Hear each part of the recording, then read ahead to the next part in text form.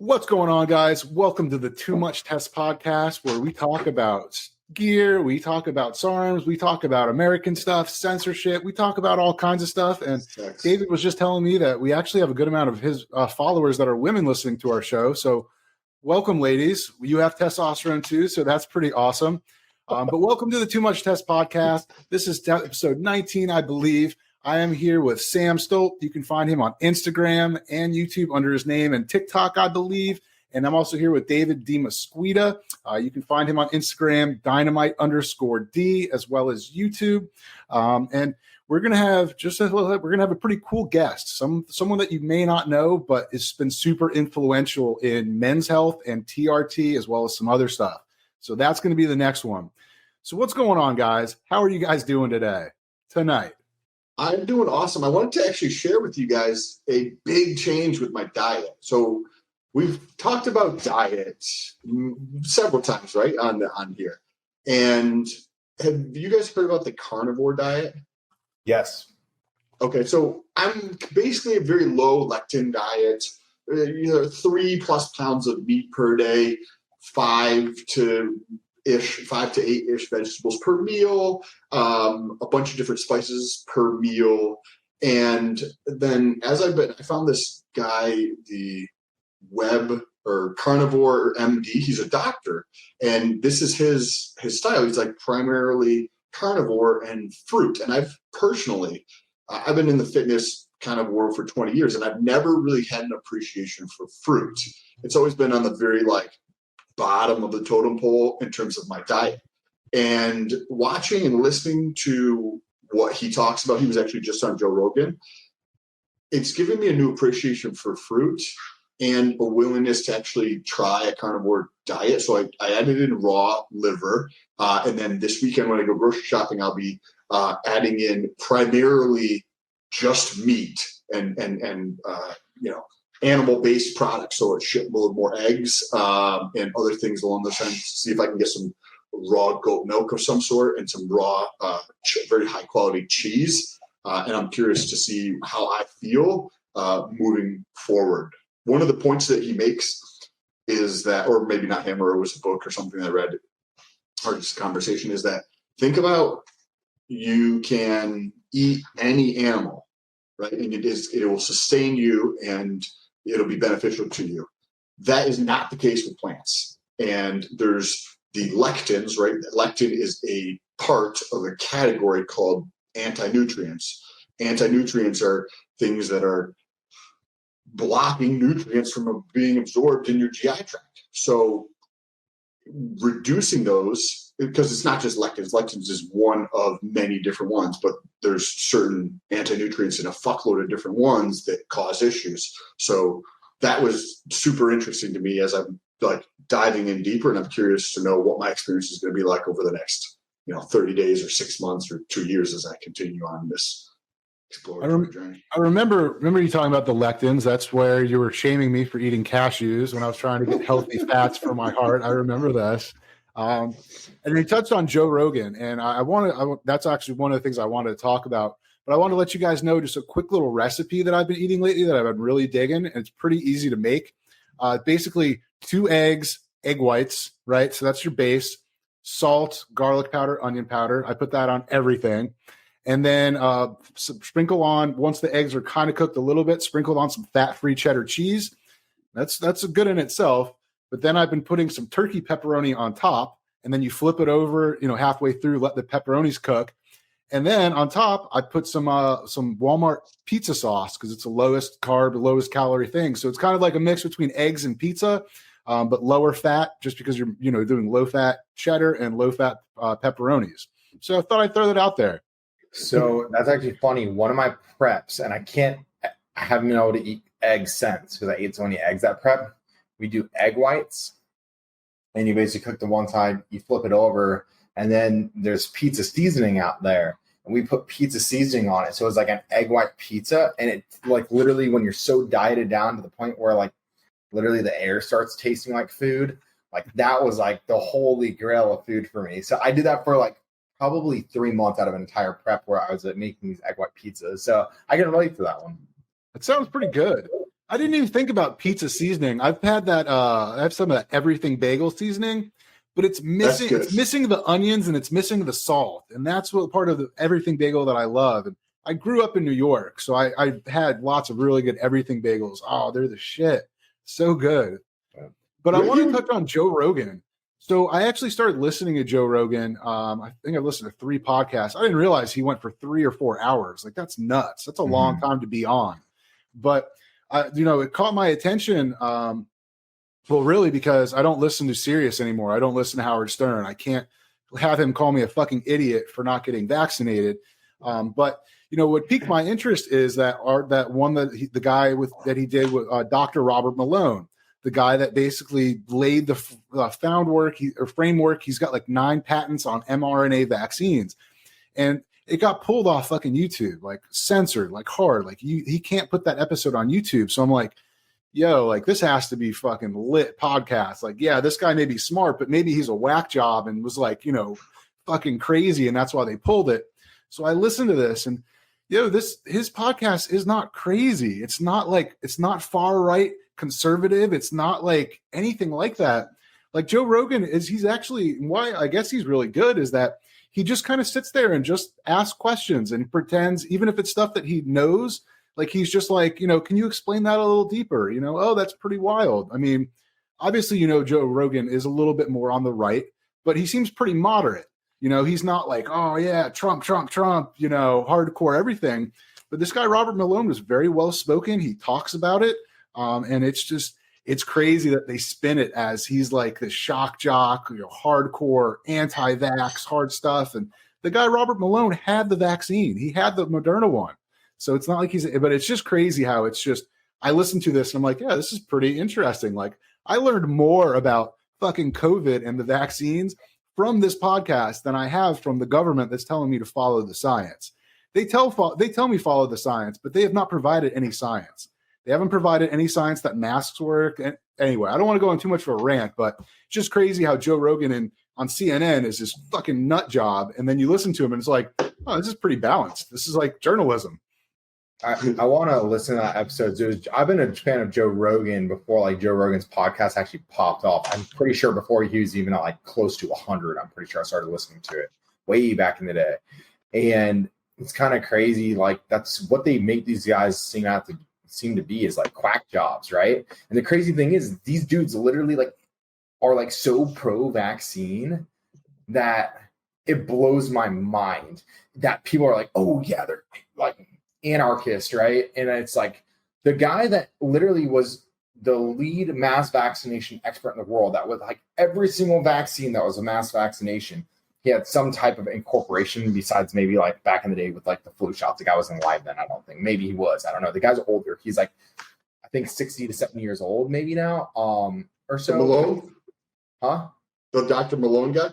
No, this other guy. And he does mass vaccinations, and that's his area of expertise on these vaccines that they produce, not just for C19, so it doesn't get censored when I post it.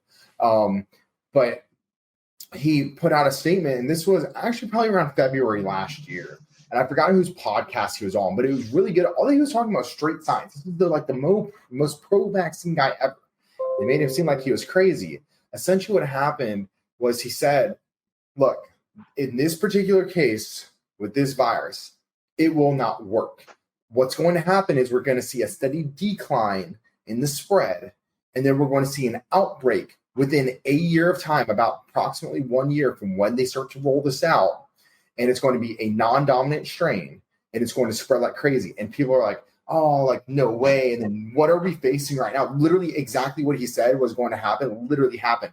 Not like he predicted the future. He just knew the nature of whatever. And he went into the science and everything like that. And he's way beyond my level as far as that goes. I'm not even going to try to talk about it. But I thought it was just interesting to hear a scientist who is so pro talk about it. And then all of a sudden he's like a quack job. They threw him off the project, by the way. So he said, like, if you did it in like populaces, it would be a better approach than doing mass vaccinations, is essentially what he was saying. But he's like, in the mass aspect, it doesn't work with this particular strain.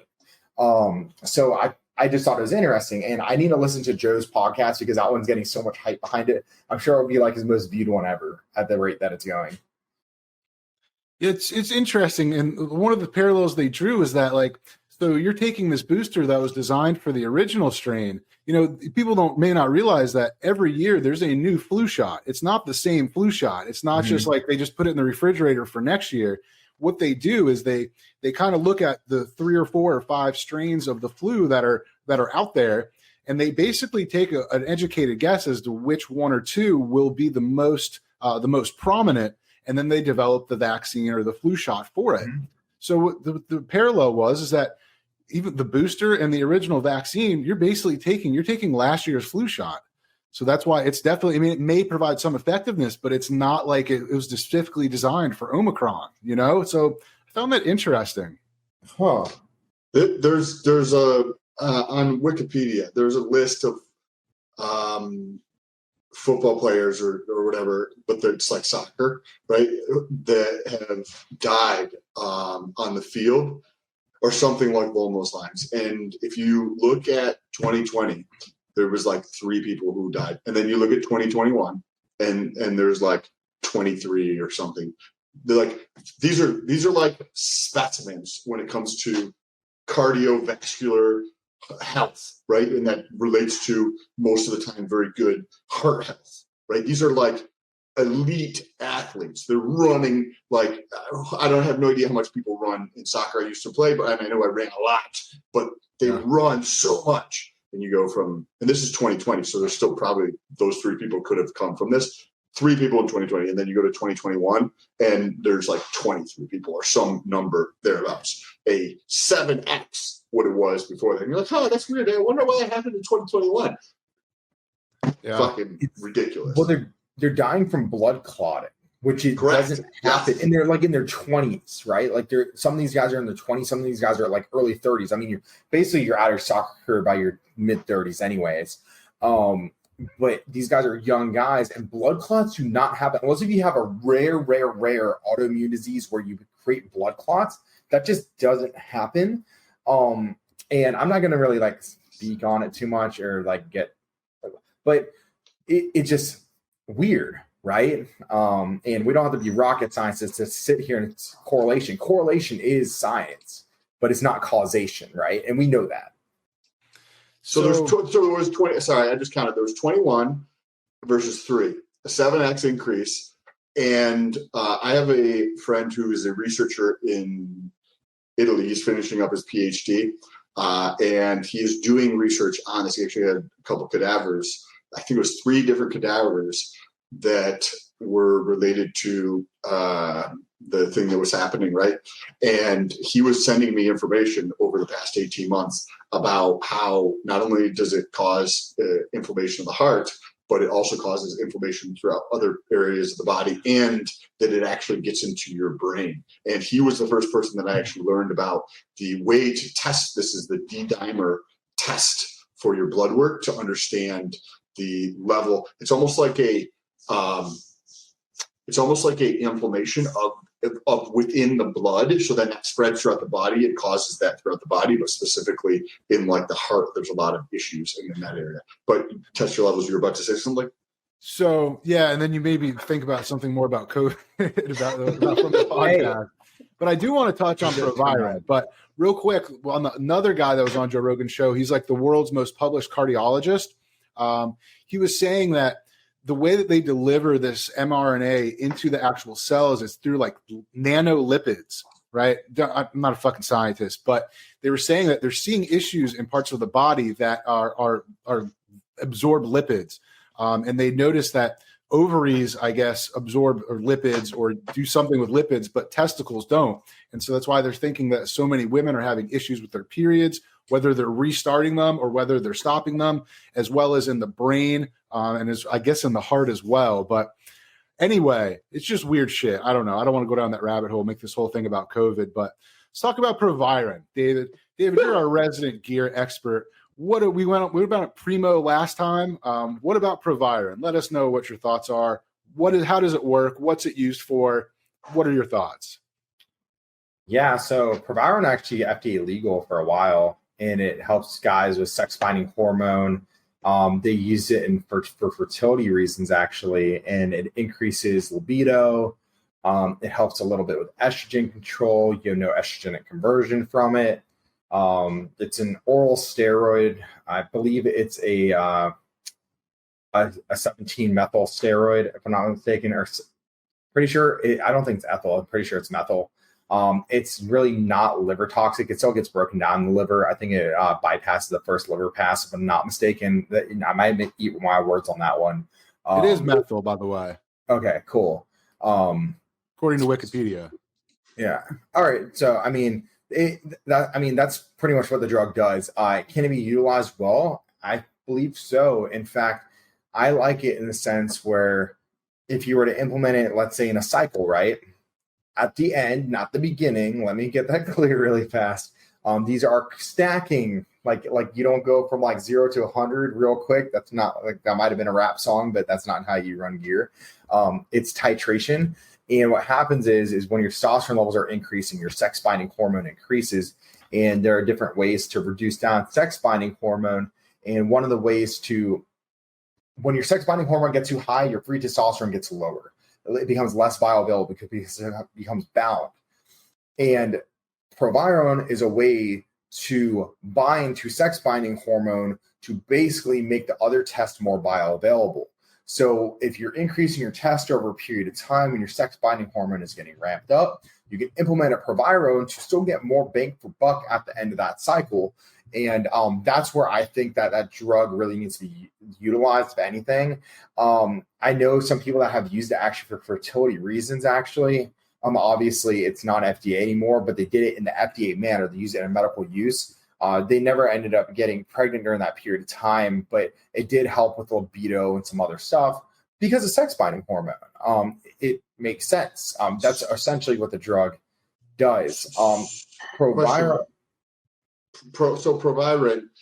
So first of all, on a cycle, so if somebody's taking testosterone, say 500 or whatever it might be, above a normal level, and their SHBG tends to be low, right? So what it sounded like, if I understood correctly, your SHBG tends to increase the longer you stay on a cycle of super physiological levels. So is that accurate? What you said was correct. The longer that you have androgens in the body, your body produces more sex binding hormone to mobilize that testosterone. Therefore, it upregulates it. Gotcha. And that's where the Proviron comes in handy because it actually works to lower SHBG. Yes. One of the things that it does is it tends to lower SHBG. Yeah, so the really common, and this is going to be a really good learning point for people really fast. The common misnomenclature is that your body gets used to androgens. That is in fact the opposite. The more androgens that you put into your body, the more receptive to your body becomes to androgens. So there's no like receptor cap out point, and then your receptor gets saturated and you have to unsaturate your receptor. It actually continues to upregulate. So I want to make that very clear. Like people think about that very backwards. They're like, oh yeah, they come off gear because of receptors. No, you need to come off gear because you don't need to be super physiological for a long time. You continue to upregulate. That's the reason why titration works so well, is you basically get the benefits out of the steroids and the androgenic activity is lower. So the androgenic activity and those side effects start to catch up as you're going on for a longer period of time. Whereas if you just went boom, then those androgenic side effects are going to rapidly catch up. But if you're slowly going up and the side effects stay lower, then they eventually meet the curve. It's basically not a bell curve, but a bell curve to a degree. Well, the reason I wanted to bring up Proviron is because it is, I mean, I don't know how big it is in the bodybuilding community. I wouldn't think huge, but I think it's more common in TRT. And I see it more talked about on TRT with guys that have high SHBG and they just can't get their free testosterone up. And for some reason, these guys, even with taking outside testosterone, they still have high SHBG. So that's why I wanted to bring that up. Because other than that, I mean, the only thing you can really do to lower SHBG is like boron. You can cycle on and off of that. And I haven't seen anyone go from 50 to 20 from boron. I mean, it kind of helps, but is there anything that you can do to raise SHBG? I knew you were going to ask me that question. I'll come back to you. There is, and I have to rack my brain over it because it's been a while since I've had to raise SHBG levels and so on. Someone asked me that, and I was like, "Fuck, I don't know." There is, and I'd have to think on it. And I'm not going to give you the answer on this podcast. Maybe next podcast. Well, let's switch to something we're a little bit more comfortable with. Well, Go for it. One more thing, I want to say Proviron. There was an injectable form of Proviron.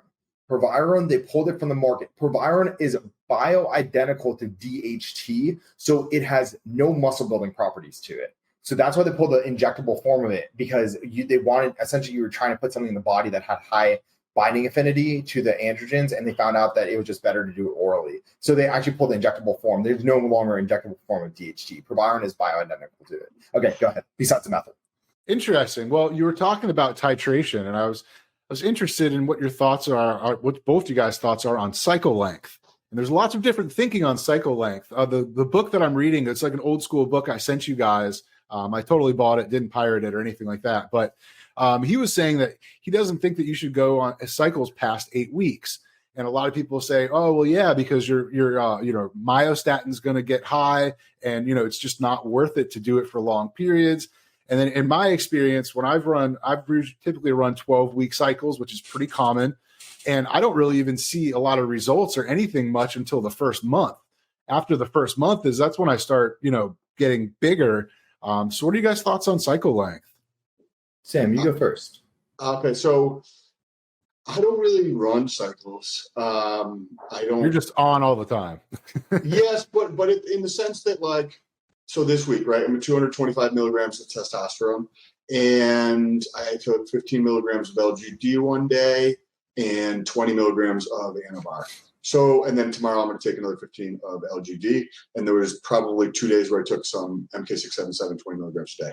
So, like, and I'm 240 pounds, and I'm bigger than most of the guys that I see, and bigger than everybody else that I see in the gym.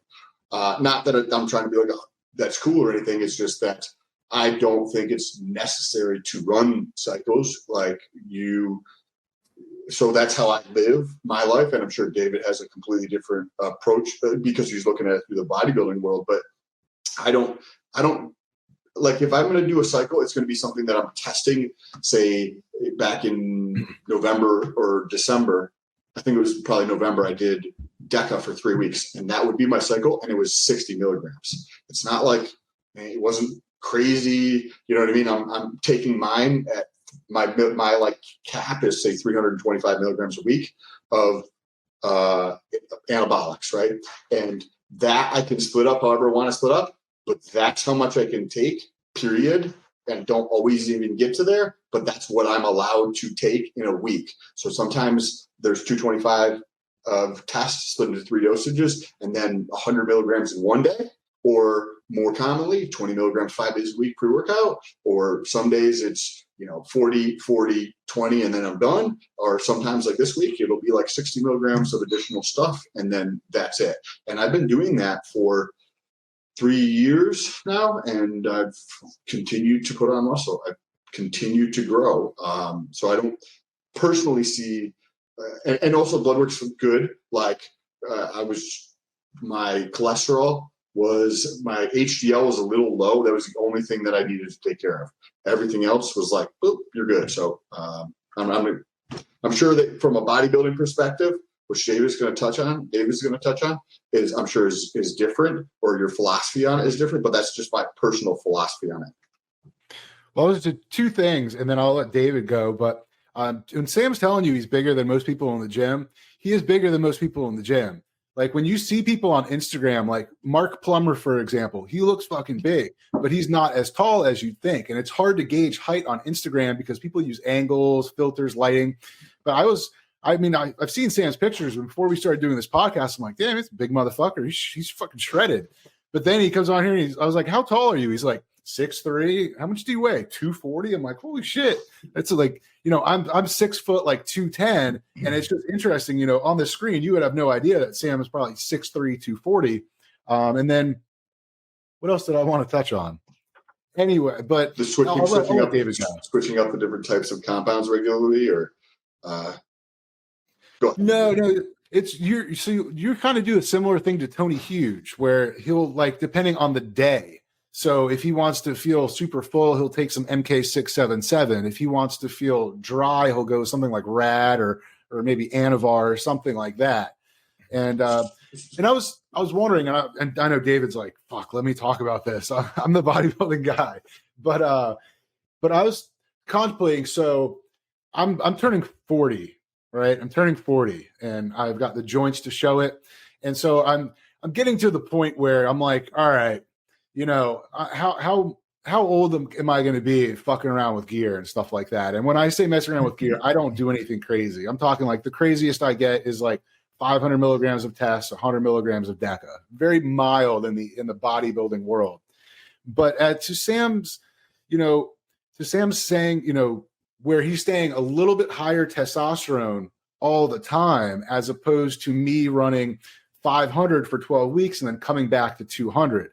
Would I gain more muscle if I ran it like 300 for 12 weeks or for 24 weeks as opposed to 500 for 12? And I guess that kind of goes into, and I kind of think, I don't know. I like when you're on test all the time, even at, you know, moderate dosages, I mean, you can just put on a lot of muscle because you're always on. So that actually brings up an interesting idea, because I have not actually tried testosterone at 325 for an extended period of time. I've kept it. I was 3 years ago. I was at 175 milligrams of test. Went up to 187 milligrams, then up to 200, then came back down, and then like went back up, and I've settled at 225 milligrams of test. But I've never gone for an extended period of time. There was like a short period of time for like 2 or 3 weeks where I went to 300 with test, but I've never tried it for a longer period of time. That's a very interesting idea that I should try. David, what are your thoughts? So it's funny. I just want to say, no, I'm just playing. Well, I'm going to talk about what you said with the 500 milligrams of test and 100 milligrams of DECA is what you said. Yeah. I am currently in competition prep, and my androgen profile across the board is equivalent to what you just said. So, and I'm posting all that information on my Patreon page, so I'm not going to say it publicly here, but yeah, I'm recording everything there. Now, as far as, and I'm just going to talk from a general standpoint, I'm huge on titration. So we were talking about androgens over time. What I want people to think about is a number game. How many androgens can you handle over X period of time? Is it better to run the same exact amount of androgens? This is where we're going with it. Same exact amount of androgens in 8 weeks, or do we want to space out those androgens over a period of time and elongate it to 16, maybe 20, maybe 24 weeks? 52. The answer is yes. And the reason being is side effects versus benefits.